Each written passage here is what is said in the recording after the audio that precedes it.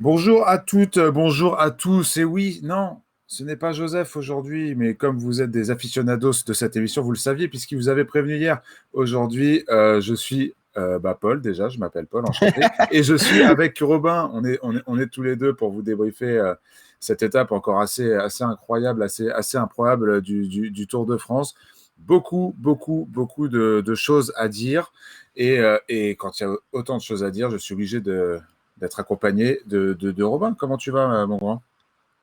Ça va super, ça va super. Je pense que les gens du chat sont un peu déçus quand même parce que ça faisait 2 jours, pardon, que Joseph faisait des super intros un peu chantantes, un peu dansantes et malheureusement, voilà, tu nous as pas gratifié de ça. Donc, je pense que ça va un peu être frustré, mais bon, Ouais, c'est comme ça, il faudra faire avec, hein. il y a Far Island justement dans le chat qui demande pourquoi ça ne chante pas. Bah, je ne chante pas. Si j'avais su, j'aurais trouvé un truc, mais pour le coup, je suis pas un grand fan des envolées lyriques de De Joseph.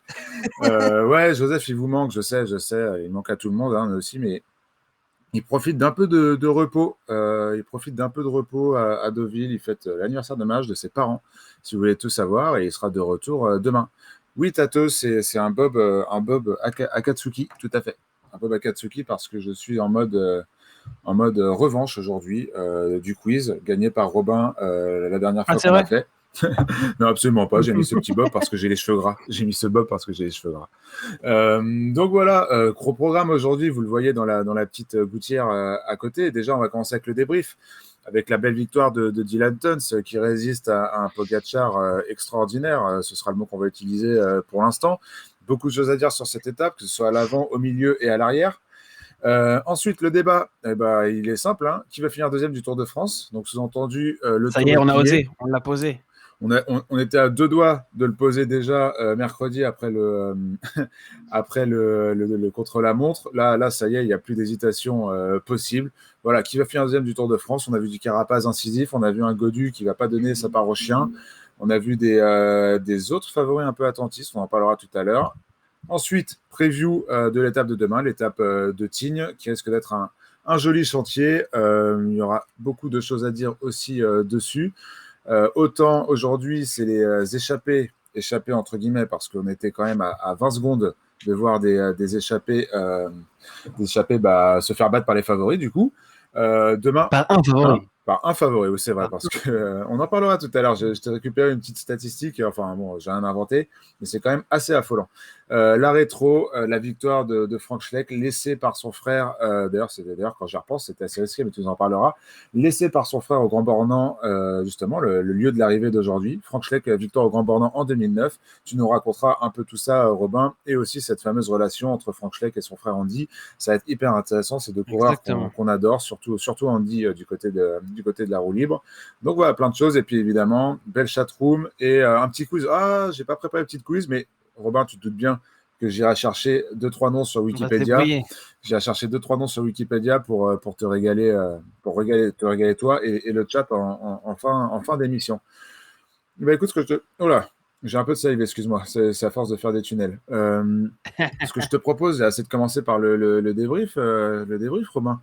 Une étape courte, une étape intense. Je vais remettre au gars du chat le profil, comme ça, ils les auront s'ils n'ont pas vu. Je clique sur transition et voilà, ils l'ont. Étape courte, 150 km. Compliqué au début, d'ailleurs, on l'a vu, ça a mis beaucoup de gens en difficulté. D'ailleurs, c'est la première chose sur laquelle je voudrais revenir avec toi, Robin, c'est ce groupe Eto. Ce groupe Eto a plus de 10 Oui. victoires en grand tour, du Roglic, Ouais. du Thomas, du Froome dedans avec les sprinters, c'est quand même assez incroyable ça. Ouais, franchement, c'était une sacrée image de voir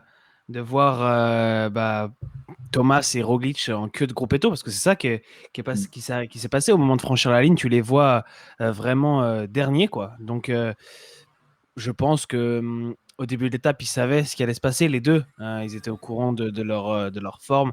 C'est un peu dommage de te dire que tu perds ces deux-là sur chute, parce qu'en vrai, c'est pour ça qu'ils sont dans ce gruppetto, et de te dire que c'était quand même deux des quatre favoris qu'on annonçait quand on a fait la preview du Tour de France. S'il y a des défaillances, des trucs comme ça, tu te dis, bon, bah franchement, ça fait partie du jeu. Voilà, si Roglic, il n'est pas en forme parce qu'il a décidé de partir 2 mois, enfin de faire 2 mois sans courir, c'est son problème. Si Thomas, on l'a vu plus beau qu'il ne l'était, c'est son problème. Mais le fait qu'il soit out sur chute, moi, ça m'attriste un petit peu quand même. Ouais, non, c'est triste, franchement. T'as eu C'est un peu triste, d'empathie, ça. toi, pour Roglic, non? Ouais, c'est exactement ce que j'allais te dire. C'est triste, en même temps, c'est beau. Tu vois, quand on voit le cyclisme qui a été pratiqué sur la dernière partie de l'étape, voir le Roglic souriant, en fait, tu sens qu'il a relâché toute la pression qu'il devait avoir depuis le début du tour et qui s'est vraiment dit aujourd'hui, ça y est, c'est terminé, je ne joue plus rien. Et du coup, il était souriant et c'était une image qui était belle à voir.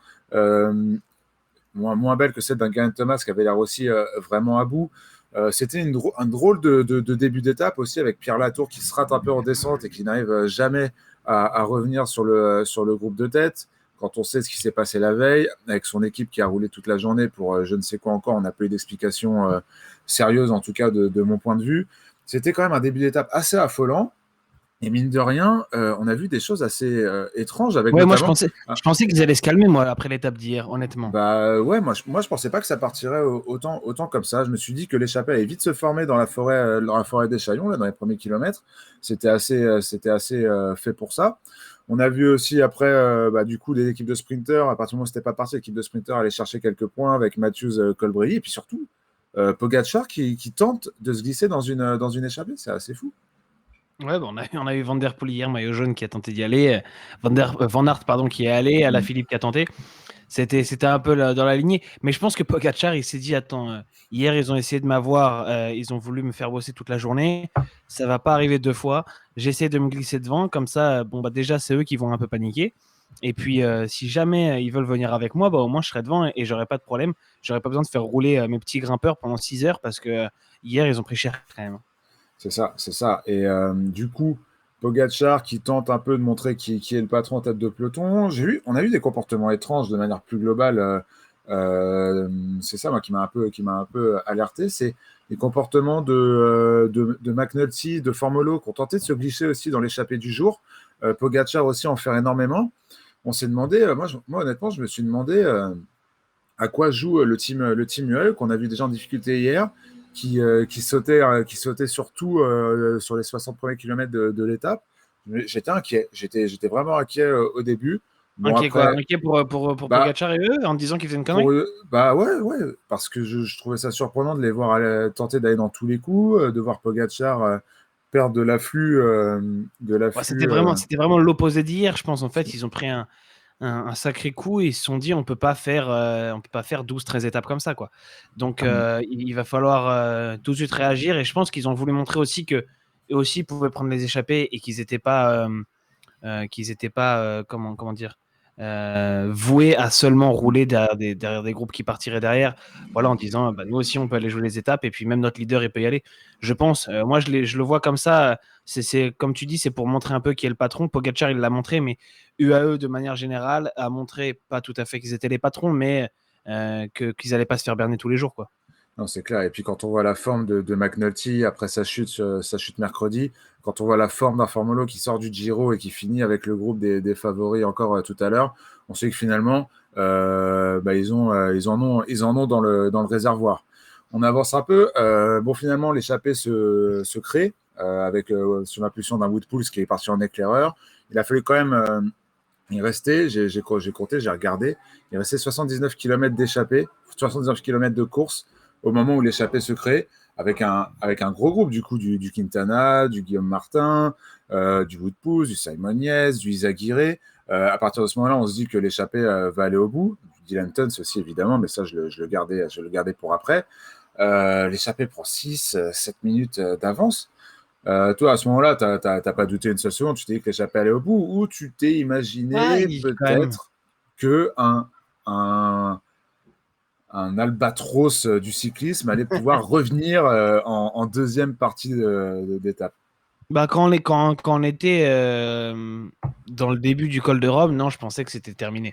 Mais un peu avant, je me disais, bon, bah, s'ils roulent un peu fort et qu'ils font une grosse montée, etc., peut-être, sait-on jamais. Après, les échappés avaient quand même bien tenu et ils démarrent, quoi. Ils démarrent le col de Rome, il restait 35-40 km. Ils avaient encore, quoi, 7 minutes d'avance, un truc comme ça? 6. 6 minutes d'avance à peu près, et je vais afficher exactement le moment où Tadej Pogacar attaque. Bon, il n'y avait pas le. Tu vas voir, je te le mets là. Il n'y avait pas exactement le moment où il attaque avec les écarts. Là, c'était 10-15 secondes avant qu'il attaque. Ouais. Il a 5 minutes 11 de retard sur Michael Woods, qui lui a attaqué du coup dès le pied du col de Rome pour faire bouger un peu l'échappée. Il a 5 minutes 11 de retard sur Michael Woods. Moi, c'est un chiffre que je trouve assez affolant, quoi. Je Bah, il est sais pas revenu comment. fort, hein. Ça, c'est sûr, il est revenu fort. Mais c'était de la montagne et les mecs devant, bon, ils étaient quand même un peu rôtis, disons. Surtout, tu vois, Oui. enfin, je pense à un Simon Yates qui était déjà Ah, dans mais l'échappée hier, et on c'est a pas des vu que peintres non plus, tu vois. Tu mets c'est pas des du peintres, non. Le Dylan Tuns à 100% qu'il était, du Michael Woods, du Ouais, mais c'est Guillaume pas des purs Martin, grimpeurs, du tu vois. Quintana, tu Alors, vois. Martin Quintana, je suis d'accord, c'est un peu plus des grimpeurs, mais tu vois, les plus forts du jour, j'ai l'impression quand même que c'était Woods et Tuns, et c'est quand même plus des punchers pour moi que des grimpeurs. Donc, je m'attendais à ce qu'ils perdent du temps. Après, autant, non, bien sûr que non. De toute façon, je m'attendais pas à ce que Pogacar, et je pense que toi non plus, on s'attendait pas à ce qu'ils mettent une telle dérouillée à tout le monde, parce que quand même, il lâche Pogacar, il lâche Carapaz, qui était le seul à suivre au tout début. Bon, ça, je m'y attendais, jusque-là, ça allait. Mais j'espérais vraiment qu'on ait ce duel, en fait, ce duel Carapaz-Pogacar, au moins en montagne. Évidemment, contre la montre, tu sais que Carapaz va perdre du temps, mais j'espérais qu'en montagne, on aurait ce duel. Finalement, ça a duré 1 minute, quoi. La deuxième attaque, Carapaz, il n'était plus là, et ils perdent, l'ensemble des favoris, ils perdent 3 minutes 20 aujourd'hui sur Pogacar. Non, mais c'était un délire. Au pied du col de Rome, on voit Kwiatkowski remonter pour essayer d'installer un tempo. T'as McNulty et Formolo qui font de la trottinette à côté. Et après, quand eux décident d'accélérer, à quoi, voilà, là on est à 2,3 bornes du sommet, mais eux commencent à visser, et McNulty et Formolo commencent à visser autour des 5 bornes. Tu te dis, bah voilà, tu imagines l'attaque de Pogacar. Donc pour le coup, je pense qu'il y a quand même pas mal de choses à dire sur la performance globale du Slovène sur cette étape. Mais il a quand même des grosses couilles, excusez-moi L'exactement, l'expression, bah, il a du de panache, encore partir une à fois, hein. 30, de partir à 30 bornes de l'arrivée, alors qu'il est épié par ses adversaires et il est l'homme à battre, en fait. Donc ça, pour le coup, on peut pas lui reprocher ça. Après, je trouve quand même c'est compliqué Moi, parce que dans ces moi moments-là, j'aime faut. bien, j'aime bien le fait que, honnêtement, que Pogacar, se sachant très fort, décide d'attaquer à 30 bornes pour mettre une mine à tout le monde. Non, mais bien sûr, c'est bien. Encore une fois, c'est bien si c'était parce que là, on commence les données commencent à sortir des watts par kilogramme, des efforts produits. Tu le vois performer sur un chrono mine de rien assez plat et être plus fort que tout le monde. Là, il lui faut même pas une demi-attaque, allez, deux demi-attaques pour sortir Carapace de la roue. Euh, En vrai, je ne vais pas me prononcer sur le dopage ou quoi, parce on a vraiment zéro preuve. Le fait est que là, factuellement, il y a un écart immense, immense, entre la performance de Tadej Pogacar aujourd'hui et la performance de tous les autres coureurs, dont Carapaz en montagne. Carapaz en montagne, dont on espérait le voir au niveau d'un Pogacar. Je ne parle même pas des Godus, des Mas, des Kelderman, Enfin, etc. ces On mecs-là, pouvait ces mecs-là, estimer un tour en dessous. moi, je les attendais pas Bien du tout, sûr, c'est du exact. tout suivre Pogacar. Et Ça, surtout quand tu vois Pogacar sur ce début de Tour de France et que tu vois que sur le chrono, il est très fort. Bah, honnêtement, moi, j'anticipais quand même le fait qu'en montagne, il soit aussi très fort. Donc, tu sais bien que si ce gars-là, qui est quand même, évidemment, qui est un très gros rouleur, on est en train de le voir de plus en plus, mais s'il performe sur un chrono qui est quand même, on va dire, sa deuxième spécialité, pas la première, tu te doutes qu'il va être très très fort en montagne. Et pour nuancer un peu ce que tu dis, parce que je vois que dans le chat, vous parlez beaucoup de ça, vous êtes tous en ouais, train de parler d'ailleurs, dans le des chat, watts de Pogacar et de, les et de, gars, et de, de la perte du jour. ouais. Les gars, dans le chat, calmez-vous, hein. C'est que du vélo. Que Pogacar soit dopé ou pas, de toute façon, on n'en sait rien et on ne le saura pas tout de suite. Hélas, ça sert à rien de s'énerver, les gars. Essayez de vous respecter. J'ai vu dans le Discord aussi tout à l'heure. D'ailleurs, allez sur le Discord parce que ça fait que débattre toute la journée. On se régale. Et respectez les avis des autres. Essayez de discuter, d'apporter des arguments. Mais ne vous énervez pas. Ça sert à rien, les mecs. Surtout qu'on est sur un débat, entre guillemets, où il n'y a pas de bonne réponse, puisque il y en a une, mais on ne la connaît pas. Donc, on peut apporter tous les arguments du monde pour essayer d'expliquer d'expliquer soit que c'est pas normal, soit que c'est entendable. Mais de toute façon, à la fin de la journée, il y aura peut-être des convaincus d'un côté ou de l'autre, mais il n'y aura toujours pas de réponse officielle. Donc, non, le truc que je veux dire, c'est que j'écoutais Vélo Club avec Alexandre Pasteur tout à l'heure après l'étape. Et Alexandre Pasteur disait ce qu'on a envie de voir quand on regarde du vélo, c'est de la surprise. On a envie d'être surpris. Et en fait, je le rejoins là-dessus. On n'a évidemment pas envie de voir un Tour de France qui est plié au bout de 7 étapes, 8 étapes. Mais on a envie de voir du spectacle et de la surprise, et c'est ce qu'on a vu encore aujourd'hui. Alors malheureusement, le spectacle d'aujourd'hui veut peut-être dire qu'il y en aura beaucoup moins sur les jours suivants.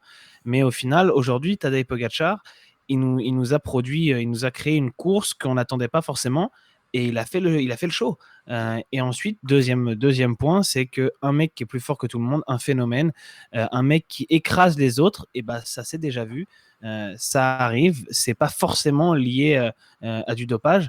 Ça s'est vu dans le vélo, ça s'est vu avec Hinault, avec Merckx. Alors évidemment, c'était des époques très différentes où il y avait beaucoup moins de spécialisation. Merckx pouvait gagner à la fois des sprints massifs et des étapes de haute montagne et des contre-la-montre. Pareil pour Hinault à quelque chose près, même s'il était moins à l'aise en sprint. Mais du coup, un mec qui archi domine son sport, ça existe. Et c'est le cas aussi dans beaucoup d'autres sports. Si tu prends des Usain Bolt, des Michael Phelps, des Federer, Nadal, Djokovic en tennis, pour des exemples un peu plus récents, c'est des mecs qui archi dominent leur sport. Ça existe à la fois dans des sports, on va dire, techniques et dans des sports physiques comme peuvent être l'athlétisme. Donc voilà, il faut quand même le prendre en compte. Évidemment, dans le chat, il y en a qui disent Merckx était dopé. Voilà, il y a alors Merckx. Est-ce que Merckx était dopé? C'est une vraie question, mais on sait qu'Anctil, par exemple, prenait des produits, il le reconnaissait. Et évidemment, Merckx a ni été Merckx. contrôlé positif aussi. Alors, Avant sa première victoire sur le Tour, son, sur le son- Giro, justement. son contrôle positif, c'est une grande histoire. À Savone sur Oui, le Giro, il faudra qu'on la raconte aussi, cette voilà, histoire sur le Giro. on lui avait proposé de l'argent pour laisser filer le Giro, il avait dit non, et comme par hasard, 2 jours plus tard, il est contrôlé positif par des contrôleurs italiens. À Ouais, mais l'époque, les magouilles étaient possibles. il avait été recontrôlé, je crois, en 72 ou 73. Mais bon, bref, c'est pas la question. Ouais. Mais du coup, voilà, qu'on ait des doutes même sur les plus grands coureurs de nos sports, c'est tout à fait légitime. Posons-nous la question. En plus, je trouve que c'est sain de se poser la question et de ne pas regarder le vélo avec les yeux complètement fermés et les oreilles bouchées sur ce sujet-là, comme on peut faire quand on regarde d'autres sports, par exemple. Donc, posons-nous la question. Mais la vérité, c'est qu'un mec qui domine, ça reste toujours possible. Et moi, je m'étais fait cette réflexion, c'était il y a quelques années, c'était avec Chris Froome. Tu sais, quand il dominait à fond Polo, il y avait ces histoires dans le Ventoux avec les commentaires de Vasseur notamment qui disaient là Oui, oui. c'est ahurissant, enfin je sais plus exactement ce qu'il avait dit. Et moi je m'étais dit, imagine une seconde que ce gars-là, il est parfaitement honnête. Imagine ce qu'il doit endurer alors que le gars il a rien fait et qu'il est juste trop fort. Et on lui allait, parce qu'à l'époque, il faut rappeler que Froome, ça allait loin. On lui jetait des verres de pisse quand il passait dans l'école, on lui crachait dessus, en plus de le siffler et du fait que personne ne l'aimait. Et donc, je me suis toujours dit, quand il y a des débats comme ça autour de mecs sur lesquels on n'a pas de preuves, imagine une seconde, même si au fond de toi, tu dis, ah, c'est pas possible, imagine une seconde que tu te trompes et que le gars, il a rien fait de mal. C'est incroyable ce qui se prend. Non, mais c'est clair. Alors après, je lis beaucoup le chat depuis tout à l'heure. C'est incroyable. Je sais pas combien vous êtes, mais et ça défile tellement vite. C'est un délire. En tout cas, bah, c'est cool. Vous êtes beaucoup.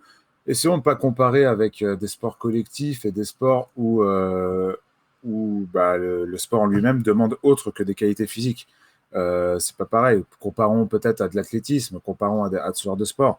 Le problème du vélo, et c'est ça qui est compliqué, c'est que de un, c'est un sport qui se prête, qui est uniquement basé sur un aspect physique, et du Il y coup, a un peu de stratégie quand même. et un peu stratégique quand même, évidemment, mais de facto, se prête également au dopage, un peu à l'image de l'athlétisme. Évidemment, évidemment que tu as un terrain qui est plus propice au départ. Après, moi, je suis persuadé que quand tu atteins le top niveau mondial, donc c'est-à-dire même dans les sports co, il y a tellement d'enjeux que le dopage, et ça a déjà été prouvé avec certaines histoires, le dopage existe. Après, évidemment que dans le vélo ou dans l'athlétisme, comme tu dis, c'est un autre délire, puisque là, tu joues. En fait, le gain est tellement rapide, puisque tu joues direct sur tes performances physiques, quoi. Non, mais c'est clair. Bon, pour revenir rapidement à notre débat, euh, l'aspect Pogacar, c'est compliqué. Je suis d'accord avec le fait que, comme tu dis, ça se trouve, il est parfaitement clean. Après, il sort des stats de watts notamment qui n'ont jamais été faites, à part par des coureurs qui l'ont été, qui, eux pour le coup ont été dopés. Froome aussi c'est pareil, mais Froome, le problème c'est toutes ces histoires de marginal gain, ce contrôle de 2017 au Salbutal.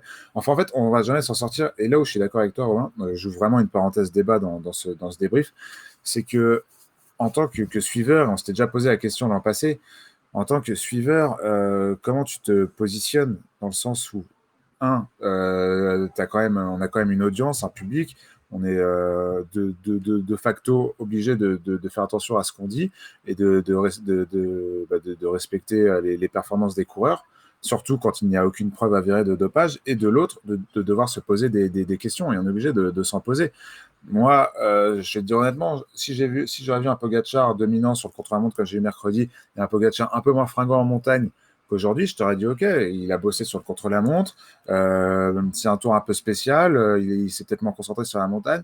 Le problème, c'est qu'il est encore plus impressionnant en montagne qu'en contre-la-montre. Alors, évidemment, comme tu dis, il archi-domine son sport. Et puis, il Euh, est jeune, hein, il progresse d'une année sur l'autre. ouais, mais En fait, il est si, jeune. si tu Le considères, si côté tu jeune, pars c'est du à double postulat, tranchant, quoi. Tu vois, mais tu si peux tu lui pars faire du dire ce que tu postulat que veux. le mec est clean, Polo, si tu pars du postulat que le mec est clean, c'est normal qu'il ait progressé depuis l'année dernière. Oui, mais dans des propensions pareilles. Bon, après, c'est une autre question. On aura le temps d'en reparler, surtout pendant ce Tour de France, parce qu'à mon avis, on n'a pas fini de voir Pogacar en jaune et Pogacar faire de grandes performances déjà dès demain. Euh, et puis, on verra. Revenons un peu Mais ça, de toute sur façon, l'étape. Polo, on en avait parlé. On peut peut-être parler très rapidement de l'émission qu'on avait faite l'année dernière que vous pouvez Ouais, retrouver sur YouTube. ouais. On avait appelé ça pourquoi l'ombre du dopage plane sur le tour ou quelque chose comme ça. Je sais plus si tu as le titre exact en tête, où on avait expliqué tout ça. Euh, on avait expliqué pourquoi il y avait des doutes sur Roglic et Pogacar, d'où ça venait, quelles étaient les sources, pourquoi c'était J'ai légitime de retrouvé se le poser lien, des là, je vais le questions. remettre dans le chat. Voilà, pourquoi c'était légitime de se poser des questions, mais pourquoi on ne pouvait pas non plus affirmer que c'était blanc ou noir. Donc voilà, je pense que tout était plus ou moins résumé là-dedans. Les questions qui se posaient il y a un an, bah, c'est les mêmes aujourd'hui, elles n'ont pas changé. Donc si on se posait des questions il y a un an, il y a toute la légitimité qu'on continue de se les poser aujourd'hui. Par contre, on n'a toujours pas plus de réponses. Ce qui est fou, c'est que cette émission où on était avec Benoît Vitek, qui a beaucoup suivi ces histoires de dopage, et ben c'est l'émission de l'affaire Sim, enfin l'émission Roue Libre qui a été le plus vue, avec 115 000 vues. Donc c'est assez fou. Et là, encore une fois, ce soir, vous êtes nombreux dans le chat, et la seule chose dont on parle, c'est de dopage. Donc c'est terrible. Moi, pour le Ouais, coup, disons quand même, Polo, qu'on était nombreux aussi les premiers jours quand il y avait victoire de la Philippe et de voilà, Van c'est der ça. Poel. Il faut une Ouais. victoire française et un peu de dopage. Ça, finalement, c'est très français. Ce serait d'ailleurs marrant de savoir quelles seraient toutes nos réactions si Pogacar était français. Mais ça, c'est un autre débat. Ouais, finissons-en avec cette étape. Du coup, donc Pogacar se lance dans ce raid plus ou moins valable et plus ou moins incroyable, plus ou moins extraterrestre. Utilisons les mots que l'on veut. Et finalement, Pogacar passe le col de Rome, s'attaque à la Colombière et revient comme un boulet de canon sur Woods, et surtout un Dylan Teuns qui, lui, a eu du mal au pied du col de Rome à se mettre en jambe, et qui revient aussi comme un boulet de canon. Encore un Bahreïn Victorious qui performe. On se souvient de la victoire de Dylan Teuns sur la super planche des belles filles en 2019. Mais c'est quand même incroyable, Dylan Teuns, que moi, pour l'étape, j'avais enterré. Enfin, pour l'étape, ce matin, je ne l'avais pas enterré, mais pour l'étape, quand j'ai vu la physionomie, après l'image d'un Quintana, bah, finalement, je l'avais Ouais, enterré. Incroyable de voir Dylan Teuns moi revenir, aussi. revenir comme ça. Je pensais pas non plus, comme je te dis, t'as des Quintana, des Martin, même des Yates dans l'échappée. Yates, il avait l'air quand même un peu, même s'il a fait l'échappée hier, il avait l'air costaud. En plus, il jouait un peu avec tout le monde. Je me suis dit, ok, Ouais, c'est du c'est le bon Yates, Yates, quoi. c'est le Yates qu'on connaît, ça. Voilà, exactement. C'est le Yates malin et tout. Il va les aligner et puis il va les gagner. Il a déjà gagné des étapes comme ça du Tour en descente. Je sais plus où c'était, 2019. Il gagne une étape comme ça, je crois. Ou 2010. Bon, enfin, je me trompe peut-être sur les années et tout, mais c'était du profil pour Yates. Et finalement, ouais, Teuns, il m'a impressionné honnêtement.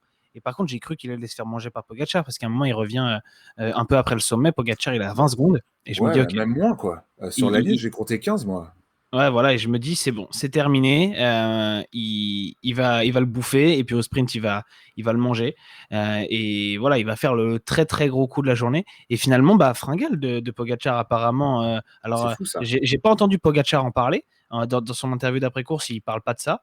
Mais apparemment, il demande un gel, machin. Et puis, tu vois sur le dernier petit faux plat avant la ligne qu'il est, Il sprinte qu'il pas. est, qu'il est rincé, quoi. Il y a des bonifs à aller chercher et il sprinte pas. D'ailleurs, ça m'arrange pas parce que j'aurais bien aimé que Woods finisse un peu plus loin pour mon duel fantasy, enfin JDE Sur Winamax. avec Noga de Winamax.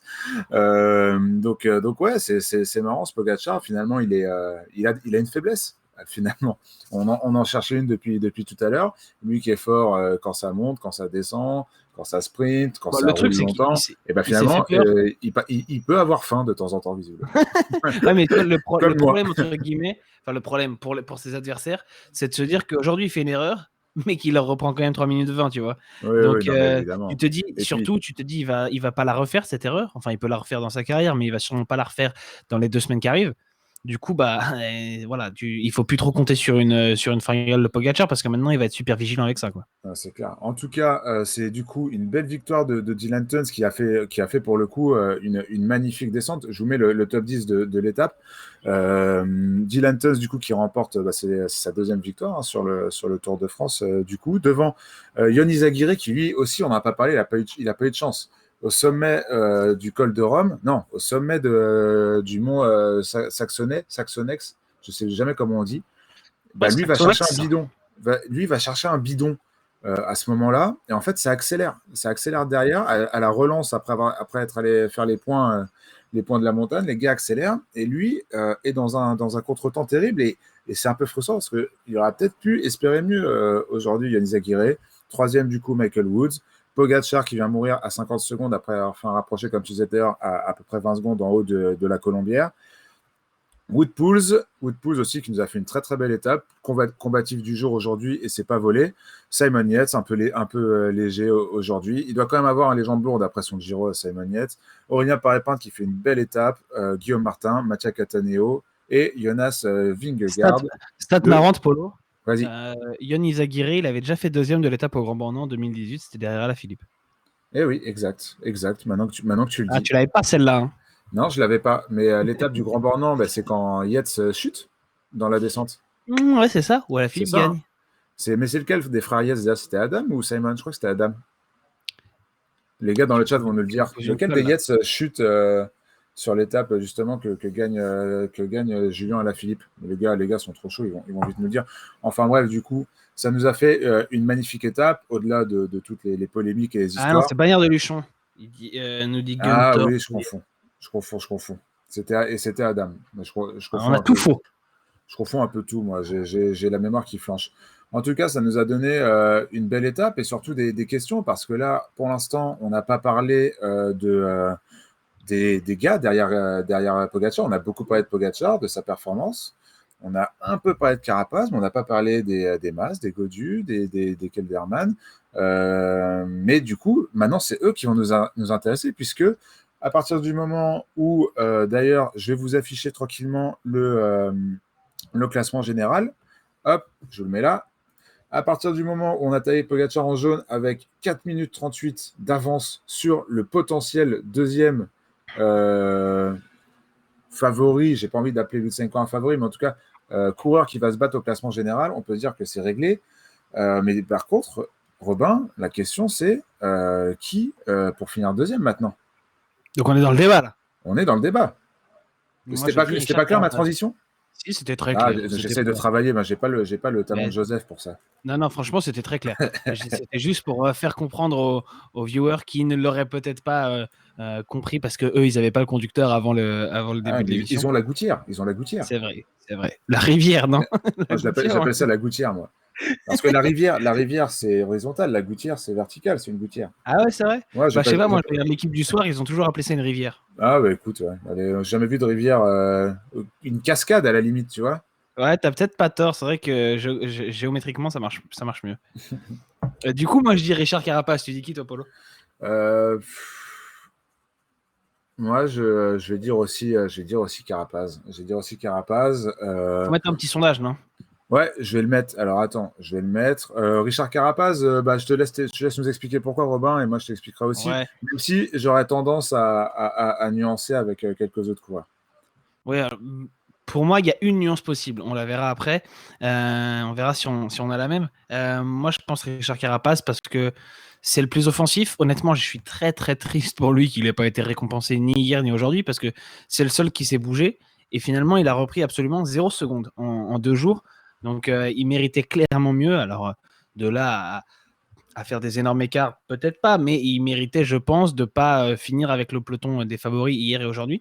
Donc, Carapace, parce que déjà, son caractère offensif, je pense, va à un moment payer et lui faire reprendre du temps. Et puis parce qu'en montagne, c'est le deuxième plus fort avec Pogacar, on l'a vu aujourd'hui.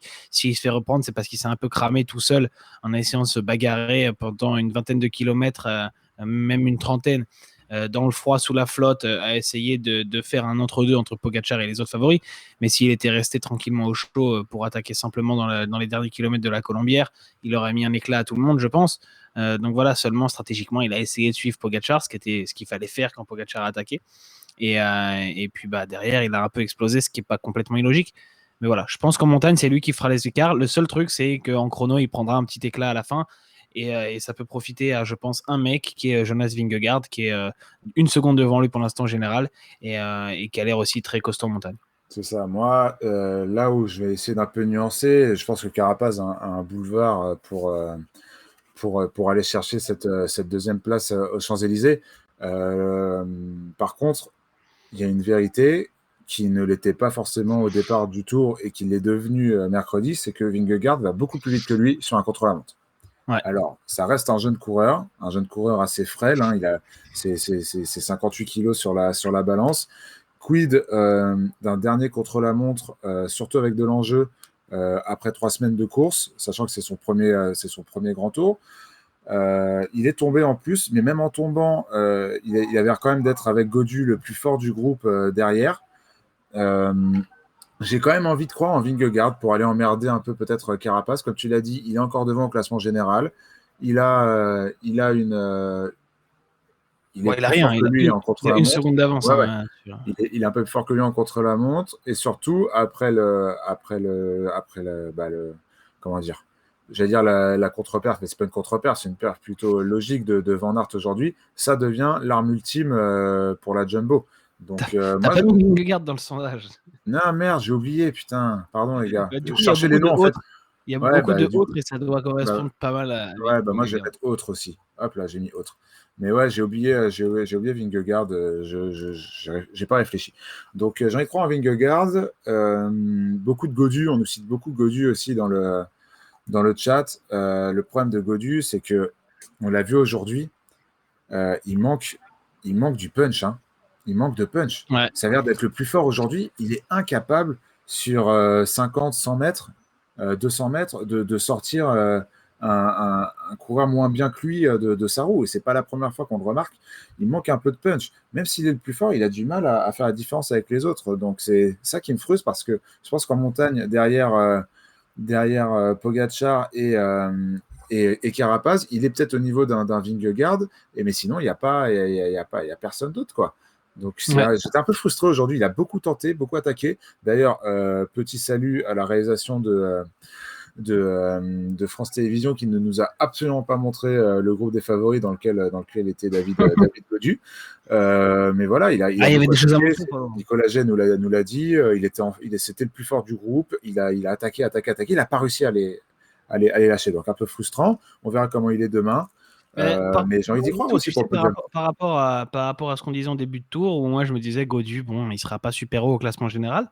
Quand tu vois un peu les dégâts qu'il y a eu déjà et que Mhm. tu as perdu Roglic, Thomas, qui étaient deux mecs qui théoriquement devaient finir devant, surtout vu leur qualité en contre-la-montre, tu vois le général aujourd'hui, Godu il est 9e, il y a un écart, on va dire, déjà important avec le 10e, puisqu'il a quasiment une minute d'avance sur le 10e.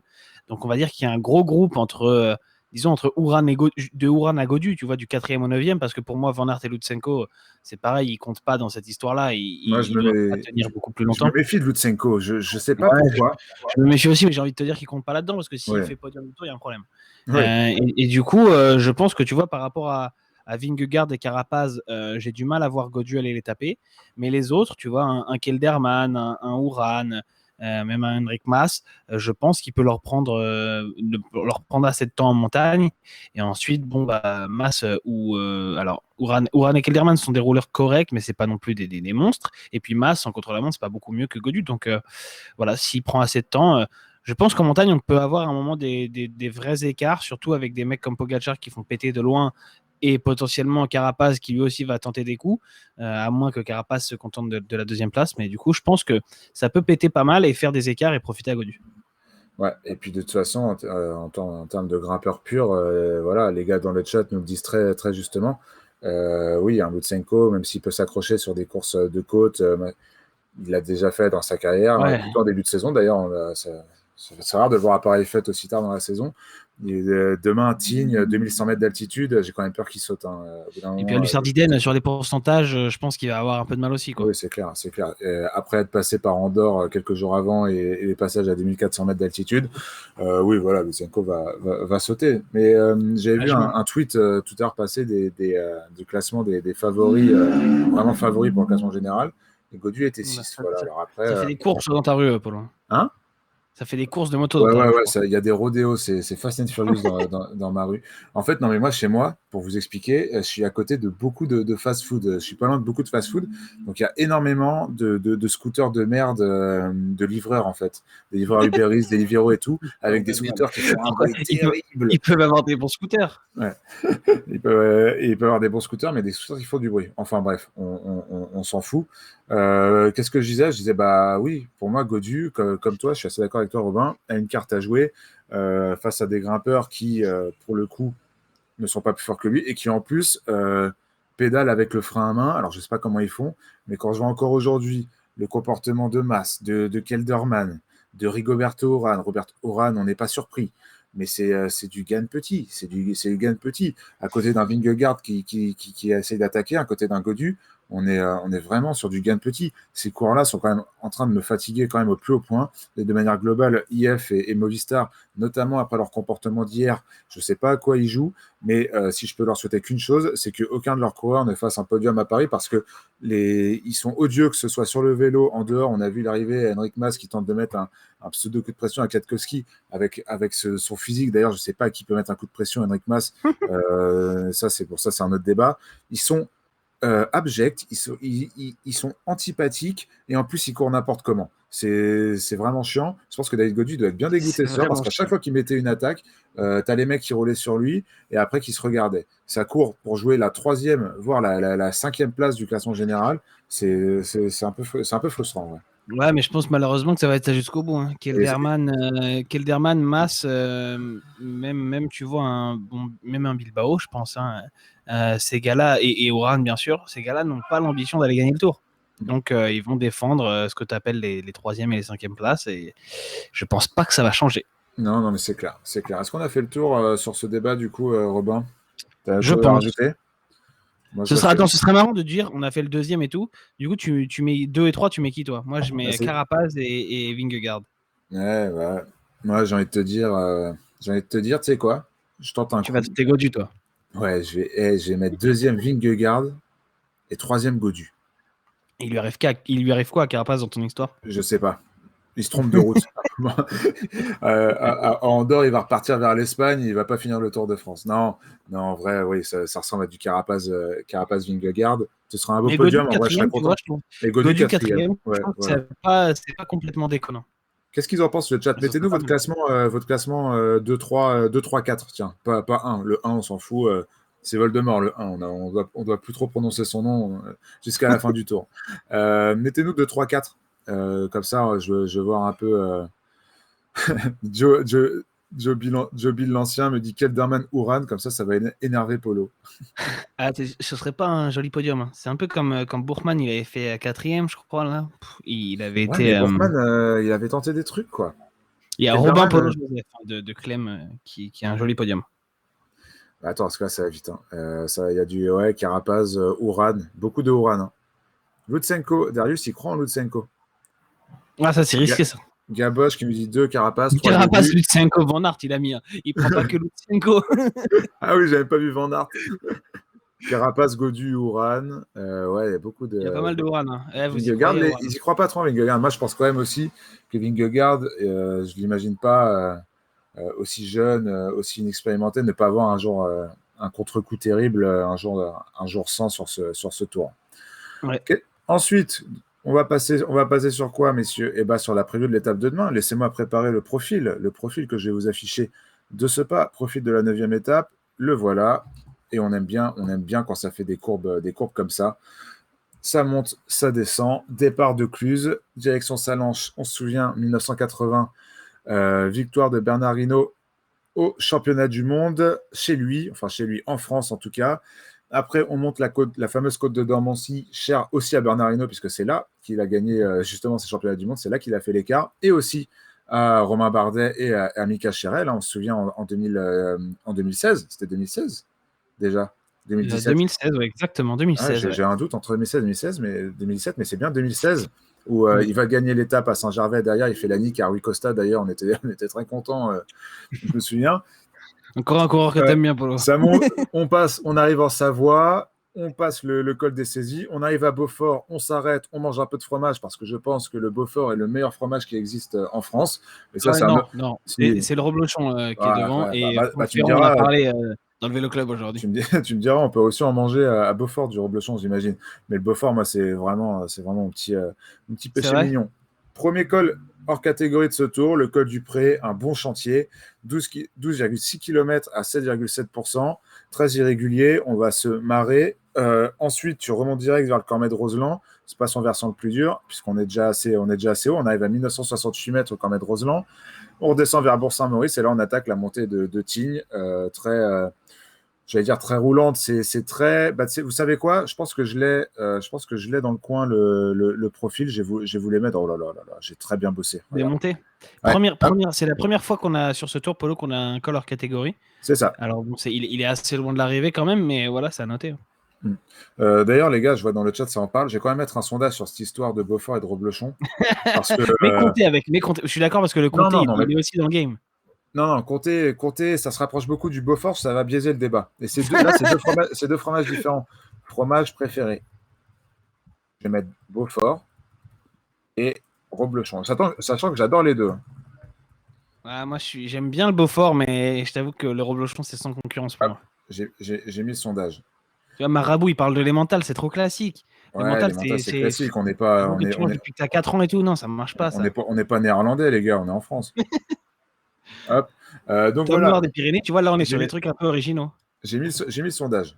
La tome des Pyrénées, c'est excellent aussi. On est tout à fait d'accord. C'est peut-être dans mon top 3, la tome des Pyrénées.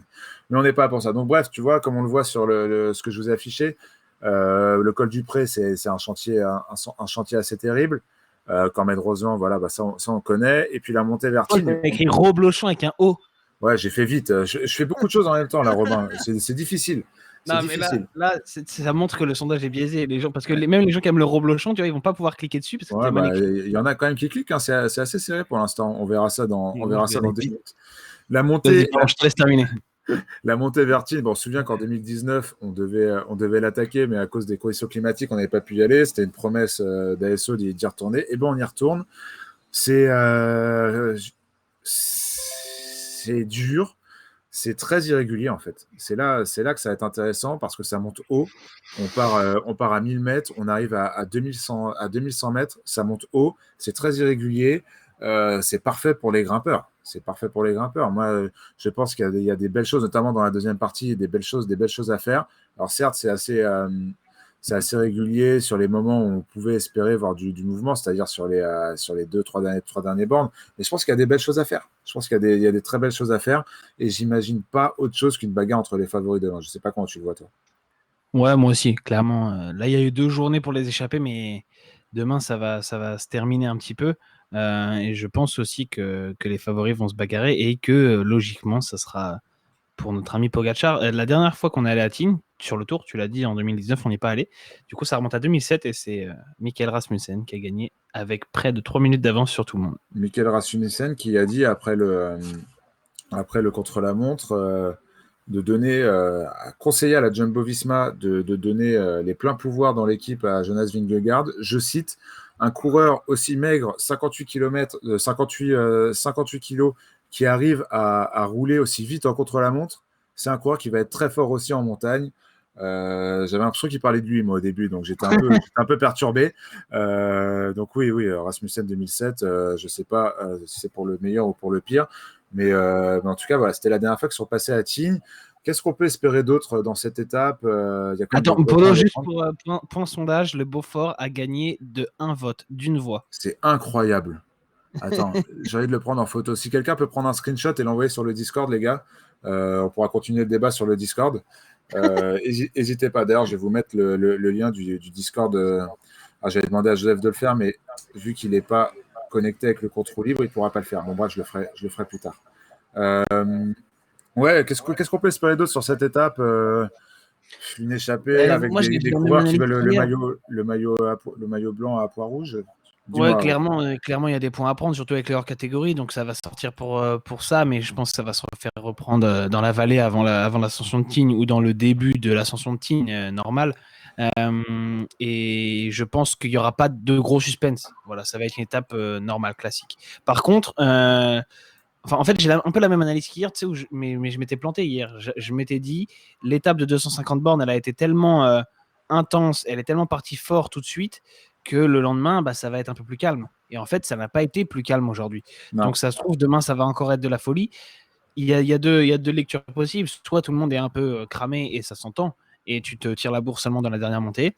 Soit il y a des mecs qui sont motivés, qui ont envie de partir. Je sais pas, Carapace, ça se trouve, il a encore envie de tenter. Il veut partir dans le col du Pré. Et il y va. Ou ça se trouve, Pogacar, sait-on jamais, hein, il nous a surpris. Il peut encore le faire.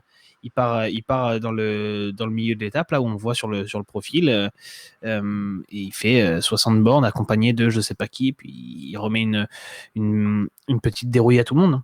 Mais voilà, en tout cas, sur le papier, j'ai envie de dire, c'est comme tu as dit, c'est explication entre favoris dans l'ascension finale. C'est ça, avec, à mon avis, même si on essaie de le vendre, ce sera quand même assez roulant, c'est assez régulier, surtout sur le haut. Ça sent les bons trains, les bons trains à l'ancienne et l'explication entre favoris dans les 500 dans les 500 derniers mètres. Ouais, bah, je voulais dire un truc avant, j'ai zappé. Je vous ai mis le Discord, dans le chat. Toi, puis ça me reviendra plus tard. Robin, c'est l'heure de la rétro, il me semble. C'est vrai? Bah, j'ai l'impression. Alors Ouais, attends, allez.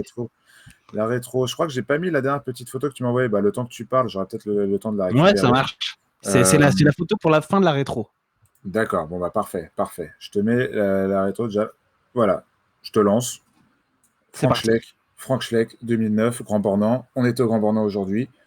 Frank Schleck y était il y a exactement 12 ans. Exactement, comme quoi c'est pensé ces trucs-là. C'était donc le 22 juillet 2009, on partait de Bourg-Saint-Maurice, où on passera demain, avant d'aller vers Tignes. Et on allait au Grand Bornand, on était déjà passé par le col de Rome et de la Colombière, comme aujourd'hui. À l'époque, Alberto Contador est un solide leader dans l'équipe Astana et il a 1 minute 37 d'avance sur son coéquipier Lance Armstrong. Contador qui avait déjà gagné notamment à Verbier, une étape de montagne où il avait fait l'écart, il avait gagné, il avait devancé tous ses adversaires du classement général et il avait vraiment fait un beau trou. Et donc, le matin de cette étape-là, Andy Schleck, il est 5e du classement général. Il dispute son 2e Tour de France, puisqu'il était venu en 2008, on s'en rappelle, avec une petite fringale du côté d'Otakam. Frank Schleck, lui, il est 8e. Donc, Frank Schleck, il était là aussi en 2008 et il s'était fait un peu piquer le Tour de France par Carlos Sastre, qui avait attaqué alors que Frank Schleck avait le maillot jaune. Donc, une sacrée histoire aussi. Et donc, ce jour-là, vers le Grand Bornand, c'est Carlos Sastre, le vainqueur du tour précédent, qui fait le boulot pour écrémer le peloton. Lance Armstrong, Vincenzo Nibali, Bradley Wiggins, ils ont un peu de mal. Les frères Schleck s'envolent donc avec Contador et c'est Franck qui s'impose au Grand Bornand sur une étape vraiment marquante pour les frères Schleck où ils décident de faire la nique à Contador, ce qui n'a rien d'évident. Les derniers kilomètres, c'est assez mythique. Tu as les frères Schleck qui sont en train de penser comment on va faire, comment on va réussir à gagner face à Contador. Finalement, c'est Franck qui s'impose et on a la photo avec Andy qui lève les bras derrière. Contador fait 2e Ben voilà. et Andy, exactement magnifique. Contador vaincu et Andy Schleck, maillot blanc, qui a du coup réussi son opération, c'est-à-dire faire gagner Frank Schleck et surtout faire une remontée au classement général, puisqu'ils reviennent 2e et 3e du classement à 2 minutes 30 de Contador à peu près pour Andy Schleck et Franck est à 1 minute supplémentaire. Et surtout, c'est à noter, c'est la première fois qu'ils font tous les deux podium sur une étape du Tour. Donc, c'est assez historique. Mais on a déjà une pointe de pessimisme pour les frères Schleck. Ils sont 2 et 3 et tu as l'impression qu'ils ont déjà perdu le Tour. Andy Schleck dit dans un col comme la Colombière, tu ne lâches pas Alberto. Frank Schleck, lui, il dit c'est un humain, en parlant de Contador, il peut faire des erreurs, on va continuer à l'attaquer. La vérité, c'est que ça semble de plus en plus compromis, surtout avec l'écart. Personne ne semble vraiment y croire. Sur le chrono d'Annecy, quelques jours plus tard, Lance Armstrong revient sur le podium avec une trentaine de secondes d'avance sur Frank Schleck. Et donc, il reste plus que le Ventoux, finalement, pour faire ce podium à 2, parce que c'est l'objectif des frères Schleck, c'est de terminer tous les 2 sur le podium. Et ce jour-là, au Ventoux, Andy Schleck, il pourrait essayer de déstabiliser Contador, essayer d'aller gagner le Tour, mais il semble plus occupé à faire monter Frank sur le podium. Il attaque pas pour distancer Contador, mais pour distancer Armstrong, finalement, et pour que Frank Schleck revienne au classement général. Ce jour-là, donc Frank, il gagne une place, mais il revient que 5e, derrière Armstrong et derrière Wiggins, qui termine 3 secondes devant lui. Ouais, mais tout ça, c'est quand même assez fou. Je sais pas comment toi tu le perçois. Moi aussi, j'ai quand même mon avis là-dessus. Mais à force de jouer beaucoup l'un pour l'autre et l'autre pour l'un, c'est quand même marrant cette relation entre ces deux frères qui leur a peut-être coûté un palmarès un peu différent finalement. Ouais, c'est ça. On a toujours dit non, mais on a souvent dit que Franck était parfois un frein pour Andy et qu'Andy était parfois un frein pour Franck. J'avais interviewé Frank Schleck il y a quelques années pour le site Chronique du Vélo et je lui avais parlé de ça et il m'avait répondu la décla que tu as, Polo, Allez là. où il dit voilà, gagner le Tour a toujours été l'objectif numéro 1, que ce soit pour Andy ou pour moi. On aurait tout fait pour réussir. Alors pouvoir monter tous les 2 sur le podium était beau aussi, c'est ce qu'ils ont fait en 2011, mais on aurait préféré que l'un ou l'autre gagne le Tour. Pourtant, il y a certaines années, on avait l'impression que c'était pas ça le plus important. Ils courent pour eux en fait quand ils sont seuls, mais quand ils sont réunis, tu as l'impression qu'ils courent presque plus pour l'autre que pour eux-mêmes. Et ils étaient quand même souvent réunis puisque voilà, ils avaient une entente particulière. C'était aussi 2 des leaders de leur équipe, que ce soit au départ chez CSC et ensuite chez Léopard. Donc voilà, il y a une relation très particulière. Et dès 2008, Andy Schleck qui disait ça peut paraître incroyable, mais je suis plus heureux quand Franck gagne que quand je gagne. Ça donne un peu le ton. Et il y a une analyse un peu marrante, je sais pas, mais paradoxale, c'est que la seule fois où Franck a failli gagner le Tour, finalement, c'est en 2008, quand Andy n'est pas dans le match, il découvre le Tour de France et il est rapidement largué au général dès les Pyrénées. Et c'est finalement la seule fois où Franck a été proche de gagner le Tour de France. Pour Andy Schleck, l'année où il est le plus proche de gagner, c'est 2010. Donc de gagner avant déclassement de Contador, puisque finalement, au final, ce Tour de France, il est à lui, mais de gagner sur la route, la fois où il est le plus proche, c'est 2010. Et c'est l'année où Franck abandonne dès le début du Tour, après une chute sur les pavés, à la 3e ou la 4e étape. Donc c'est cocasse de se dire qu'à chaque fois qu'ils ont été le plus proche de gagner, c'est pas quand ils étaient les 2 au top, mais c'est quand il y en avait un des 2 qui était soit absent, soit largué au classement général. Tu dirais 2010 ou 2011, Andy Schleck, les plus proches de Non, moi je gagner pense que c'est 2010. 2011, il fait une super remontée avec le Galibier, etc. Mais je pense qu'il est plus proche de gagner le Tour en 2010, où honnêtement, ça se joue dans le port de Balès, où Andy Schleck a son saut de chaîne. Moi, je pense que c'est l'année où il est le plus proche, honnêtement. Alors que 2011, il revient de loin, en fait, au classement général. Et le Galibier, c'est magnifique, mais on le laisse faire, entre guillemets, parce qu'il est loin en général. S'il est 2e à 40 secondes, jamais il part. Et donc finalement, c'est arrivé au Grand Bornand avec la victoire de Frank Schleck. C'est une des rares fois où les frères Schleck ont gagné ensemble. On se rappelle notamment d'une autre scène, c'était Liège-Bastogne-Liège 2010, où ils arrivent à 2 avec Philippe Gilbert et où ils sont battus. Bon, cette fois-là, il n'y avait pas grand-chose à leur reprocher vu la pointe de vitesse de Gilbert. Et bon, il y a quand même un autre accomplissement pour les frères Schleck, c'est 2011. J'en ai parlé très brièvement tout à l'heure. Et tu l'as souligné encore une fois avec Andy Schleck. Il gagne au Galibier. C'est Frank Schleck qui termine 2e au sommet du Galibier, 2 minutes derrière. Et ils font 2 et 3 de ce Tour de France. D'ailleurs, à noter, c'est la dernière fois qu'ils font podium. C'est la dernière fois qu'il y a un Luxembourgeois sur le podium d'une étape du Tour, c'est au Galibier. Et ils y sont tous les 2. Donc cette année-là, Andy Schleck perd le jaune contre Evans sur le dernier chrono, mais je pense qu'il n'avait pas pensé à gagner ce Tour sur les 10 jours qui précédaient. Et surtout, il semblait heureux en fait d'être sur le podium avec Franck. Il dit je ne rentrerai pas à la maison avec un sentiment de défaite, alors que tu fais 2 et 3 quand même. Il dit avec Franck, on a tout tenté, mais il faut s'incliner devant la supériorité de Cadel Evans. C'est la seule fois dans l'histoire que 2 frères montent sur le podium du Tour, donc c'est quand même joli. Mais en vérité, quelques années plus tard, les 2 ont pris leur retraite et il y a quelques regrets. Même Andy C'est quoi les Schleck, regrets, toi, pour les 2? c'est de se dire qu'à eux 2, ils ont un seul grand Tour. Tu te dis quand même, il devait y avoir plus pour cette fratrie-là. Et même Andy Schleck, il a exprimé quelques regrets, alors pas forcément sur l'ensemble de sa carrière, mais notamment sur Tour 2011. Il dit qu'il l'a perdu dans la descente à Gap où il prend pas assez de risques et il perd une minute et quelques sur Cadel Evans. Et finalement, c'est un peu le symbole de sa carrière parce que voilà, comme je te dis, tu me dis Andy Schleck, il a un grand tour. Il devrait en avoir quasiment autant qu'Alberto Contador. Et Frank Schleck, il pourrait en avoir gratté un ou deux. Ouais, clairement, clairement. Je suis assez d'accord. C'est bien résumé, Robin. Merci C'était à très toi. cool. Ouais, très cool. Moi, de toute façon, ces histoires-là, on en avait beaucoup parlé, notamment des duels Schleck contre Tador dans On d'autres avait fait une vidéos. émission C'est, l'année ouais, dernière pendant le confinement. tout à fait. Et on s'était vraiment régalé à le faire. Et oui, il y a toujours Frank Schleck en fil rouge, que ce soit pour l'un et pour l'autre. Donc voilà. Merci Robin. On se retrouve demain. Une petite idée déjà demain de ce que tu vas faire. On parlera encore des Alpes, mais j'ai quelques pistes, mais je sais pas encore. Donc je vous fais attendre et je vous fais saliver. Ça marche. Bon, bah, j'ai hâte de savoir. Parce que je vous le dis, je sais pas non plus de quoi on parle. Les gars, petite chatroom rapide. Chatroom rapide, oui, ça demande le quiz. Mais les gars, le quiz, c'est moi qui le fais. Et pour le coup, je ne l'ai pas préparé. Donc, ce ne sera pas du niveau de Joseph.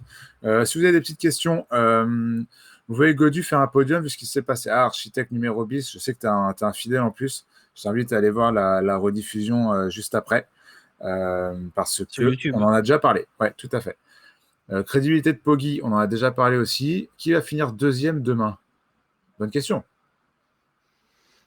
Carapaz, moi je dis. Parce qu'en montagne, ça a l'air d'être le deuxième plus fort quand même. Allez, moi je dis Godu. Allez, je dis Godu. Parce que si ça monte au train et qu'il est toujours là, il a quand même une belle pointe de vitesse lui aussi. Peut-être même meilleur que Carapaz. Mais enfin encore, ça se discute. J'ai envie de croire en Godu. J'ai envie de croire en Godu de manière générale. On nous parle beaucoup d'Alaphilippe. Alaphilippe, on parle de défaillance de Campionissimo. Est-ce que le mot défaillance n'est pas un peu trop dur? Si, je sais pas ce que t'en penses, mais Ouais, je en suis fait, d'accord. à la Philippe, à partir du moment où il lâche, bah, ça veut dire, ok, il n'y aura pas de maillot jaune, il n'y aura pas de classement général. Ça sert à rien de s'accrocher pour ne perdre que 3 ou 4 minutes. Autant perdre 20, comme il a fait, et puis maintenant, il est libre. C'est ça, c'est ça. Et Alaphilippe, de manière plus globale, n'a pas de bonnes jambes depuis quelques jours. Ça s'est encore vu au faciès aujourd'hui. C'est accroché tant qu'il pouvait. Qui se repose, qui bosse un peu, même qu'il n'aura même pas besoin de bosser pour certains de ses coéquipiers. Qui se refasse un peu la Cavendish, un cerise. peu, il va filer un coup de main. Oui, voilà, mais c'est pas pour tout, c'est pas encore tout de suite. Et encore, il y a même pas beaucoup, il n'y aura pas énormément Ah oui, d'étapes tu veux non dire plus. demain, oui. Et voilà, qui se repose un peu et qui nous reviennent en forme dans les petites étapes de transition où il y aura des coups, il y aura des coups à tenter.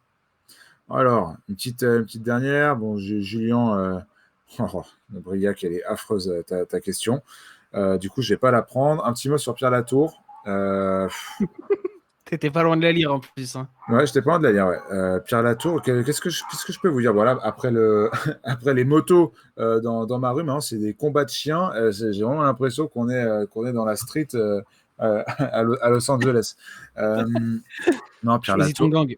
Pierre Latour, bah, frustrant, frustrant. Il se rate un peu, il rate son départ, il se rate en descente. De manière globale, je pense qu'il n'avait pas le coup de pédale pour faire beaucoup mieux que ce qu'il a fait. Mais bon, ça va un peu, ça va de pair avec ce qu'on a vu hier, quoi. Cette équipe Total Energy qui s'est, pour le coup, pas trop où elle va, malgré le fait d'avoir des coureurs en forme. On a vu Delaporte en forme aujourd'hui, qui a tenté de prendre l'échappée. Pierre Latour est en forme, mais je sais pas enfin, je sais pas quels sont les objectifs, je sais pas à quoi ces gars-là jouent, quoi. Donc c'est compliqué. Il est 58. Bon, les gars, on fera une chatroom plus grosse un peu plus tard, puisqu'il est déjà l'heure. L'heure du quiz, Robin. Alors, Robin, laisse-moi. C'est quoi? Pendant que je choisis un quiz, tu peux prendre une ou deux questions en vrai. Ok, Le temps que je ok, te ok. choisisse un ou deux coureurs. Je regarde ça. Quand Van Der Poel va-t-il abandonner demande El Maria. Moi, je pense que, bon, c'est de la supputation, mais je pense qu'il repartira pas après la journée de repos, maintenant qu'il a perdu le maillot jaune. Hmm. Je pense que voilà, il a fait une dizaine de jours, enfin, il aura fait une dizaine de jours sur le tour. Je ne vois pas partir demain matin parce que je pense qu'il va quand même aller jusqu'à la journée de repos. Et là, après la journée, peut-être qu'il va nous surprendre et faire 2-3 étapes en plus s'il a l'idée d'aller en chercher une deuxième, mais il a eu une étape, il a eu le maillot jaune. Je pense que c'est bon, il peut aller se préparer pour les JO. Ouais, tout à fait. Moi, je serais lui, j'irais même euh, à Tokyo dès ce soir. Enfin bref. Il y a Raoul qui demande qui a déjà grimpé Marie Blanc ici. Bah, moi, j'ai déjà grimpé. Voilà. Ah bah voilà, j'en étais sûr. Sinon, Et tu n'aurais c'était dur. tellement pas pris cette question. Euh, tu, tu parlais du Tour de France 2009, Robin. Ouais. Euh, je vais te faire deux, trois qui suis-je de coureurs qui ont participé Ouais, à par ce contre, Tour. enlève le. Parce que dans OBS, je vois. Ah, mais attends, je vais enlever j'ai enlevé mon ordi. Vas-y, Tu vas-y. fais bien de me le dire, c'est sport parce que. Alors attends, je l'enlève là. Chac. Voilà, normalement tu l'auras plus Je ici. t'aurais trouvé ça tellement vite, ça aurait été incroyable. Ah ouais, ouais, J'aurais dû te surprendre comme ça, tu serais devenu fou. j'aurais bien eu la haine. Bon, allez, c'est parti. Euh, allez, un facile au début. Je suis né le 2 février 1979. J'ai donc aujourd'hui 42 ans. Je suis de nationalité française et je commence ma carrière en 1999 dans une équipe avec laquelle je vais rester jusqu'à la fin de ma carrière. Ça a été Sandy trouvé très Cazard? vite par Zdenek Wout, Ouais. Sandy Cazard. Il Je était l'avais, facile en vrai, celui-là. je te jure que je l'avais parce que je me suis dit, il va prendre un mec qui a gagné une étape, machin. Et donc, je Ouais. me suis dit, ok, ça sent le Cazard. Mais je me suis dit, je vais attendre un peu d'indices. Mais Zdenek, il a pas attendu, lui. Je suis né le 26 janvier. On se rappelle, hein, c'est les coureurs qui ont participé au Tour de France 2009. Je suis né le 26 janvier 1987. J'ai aujourd'hui 34 ans. Je ne suis pas. Alors, qu'est-ce que je peux aller? Non, j'allais plutôt là-dessus. Ma carrière a commencé en 2006 et je suis toujours à la compétition. Il a démarré tôt, le type. Il a démarré tôt et comme je te dis, en 2009, il était sur le Tour de France. Je regarde dans le Mhm. chat, ce n'est pas Nibali, ce n'est pas Mollema, ce n'est pas De Rent, ni Costa, ni Kreuziger. Tendam, ce n'est pas Kreuziger. Qu'est-ce que je peux donner comme autre indice? Je commence à me faire remarquer à la caisse d'épargne. Luis 2008. Sanchez. Je rejoins la caisse d'épargne en 2008. Ah, ça a été trouvé par architecte numéro 10, Rigoberto C'est Ouran. Ah Urán. oui, bien joué. Rigoberto Parce que Urán. le J'allais pas passage dire, à la caisse d'épargne, c'était technique. ouais, je voulais pas dire qu'il participait toujours et je trouvais ça marrant. J'étais sûr que ça allait te perdre le fait qu'il participe toujours au Tour alors que c'était là, je prends des mecs du tour 2009. Ah non, mais c'est Allez. surtout, j'aurais bien galéré à trouver Ouran avec l'indice caisse d'épargne. Ah, c'est un gars là, Robin, je t'attends plutôt sur lui. Je suis Ok. né le 29 août 1979, j'ai donc 41 ans aujourd'hui. J'ai pris ma retraite en 2019. J'étais chez Corandon Circus. 2018, j'étais Le Volder? 2017-18. Sting Devolder, bravo. C'est quoi Ah, qui t'a mis sur la route? c'est Corandon Circus. Enfin, c'est l'âge. Du coup, je me suis dit, ok, c'est un mec qui avait Ouais. 29 ans, 29-30 ans et tout. Et Et après, Amezuka, qui avec le délai, l'a peut-être eu en même temps que toi. ouais, bien Et ouais. je t'avais donné un bon indice quand même. C'est vrai. Alors, sur qui on peut aller? Il y a quand même des vrais bons. Putain, lui, il n'est pas facile. Enfin, il n'est pas facile, si, en vrai, ça va. Pareil, je suis né en janvier 79, j'ai 42 ans. Je ne dis pas ma nationalité parce que ce serait trop facile. J'ai. Popovic. Non, mais j'ai un point Grifko. commun. J'ai un point commun avec Jaroslav Popovic. Grifko. Ce n'est pas Grifko. Ce n'est pas ce point commun-là. Ah. Qu'est-ce que j'ai? J'ai fait troisième des championnats du monde contre la montre en 2008. En 2008? Ouais, je regarde un peu dans le chat aussi parce que. Lofquist? Non, c'est pas Hein? Lofquist. Non, Lofquist? Non, c'est pas. oublie pas, j'ai un point commun avec Jaroslav Popovic. Hmm. Un point commun qui concerne l'une des équipes, l'une de mes trois équipes principales avec laquelle j'ai fait ma carrière. Popovic, il a fait Radio Shack, Lotto. En 2009, Popovic, il a fait Silence Lotto, un truc comme ça. Du coup, Ah, un mec de 30 ans. Un mec de 30 ans en 2009. C'est un gars. j'ai commencé ma carrière en 2000. Non, je te dis pas. Ok. Dans une équipe de chez moi. Ok. Ah, ça a été trouvé dans le chat. Est-ce que tu veux Ok. continuer à jouer? Vas-y, je regarde pas. Ça a été On voit trouvé combien de gars ça a trop été avant trouvé moi. dans le chat. Regarde pas le chat, ça a été trouvé. Ah ouais. Je remonte. Je pense par Zdenek Wout encore, qui est monstrueux aujourd'hui. C'est quoi son point commun avec En 2001, je Popovic? rejoins l'US Postal. Ah, Et c'est là ça est le son point point commun. commun. Ok. Là est le point commun avec Jaroslav Popovic. Ah, ok. Je reste de 2001 à 2004 à l'US Postal avant de partir chez CSC. Zabriskie? Zabriskie. Ok. Et je regardais, je suis sur la fiche PCS là, je regardais, mais il a aussi fait deuxième d'un chrono des mondiaux en 2006. D'accord. Donc Il avait voilà, pris le maillot, Zabriskie, en 2005. Il est premier maillot jaune du tour. Bon, après, on lui a enlevé et tout, mais il gagne le Tour du Missouri en 2009. 2004 peut-être. Je suis peut-être déconné. Allez, je t'en fais un dernier. Moi, Ouais, le j'en chat fais est un fort. Hein. costaud. Le chat est fort, mais du coup, j'en fais un costaud. Non, pas Denis Menchoff, hein, parce que ce n'est pas un costaud. Enfin, c'est un costaud. C'est un cycliste costaud, mais c'est pas un qui suis costaud. Leonardo Douquet, non, puisqu'on n'en a pas il n'y a pas longtemps. Ah, je l'aime bien, lui. Peut-être un peu facile. Il va falloir que je sois malin dans mes. Non, mais va sur un plus dur sinon. Ah, mais un plus dur, je sais pas, moi. Non, lui, c'est trop dur. Les gars du Tour 2009, je les connais. Hein. Bah ouais, j'imagine. Tu peux y aller. Tu peux aller sur les gars sombres un peu. Ah. Est-ce que je vais sur lui? Ouais, je vais sur lui. Très dur. Enfin, Ok. très dur. Technique. Ok. Technique. Je suis né le 8 septembre 1982. J'ai 38 ans.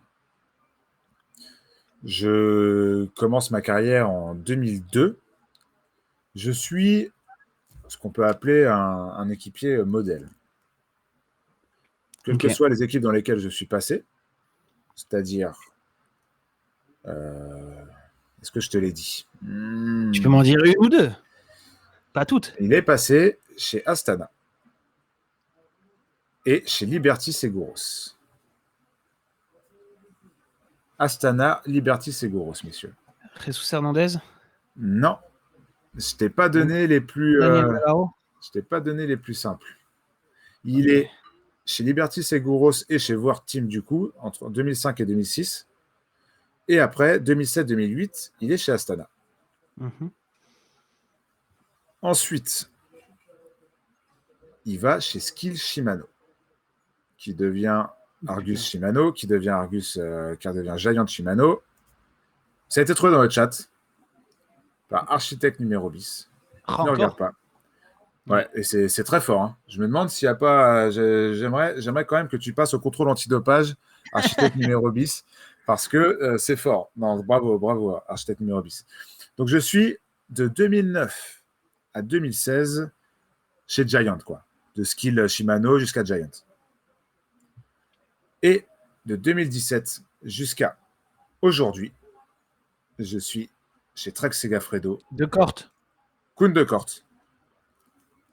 Ouais, c'est dur. Architecte numéro 10 qui me dit qu'il fait pipi violet. C'est Kuhn de Corte, ouais, voilà. J'ai pris, pareil, je me suis dit dur, mais vu qu'il était encore,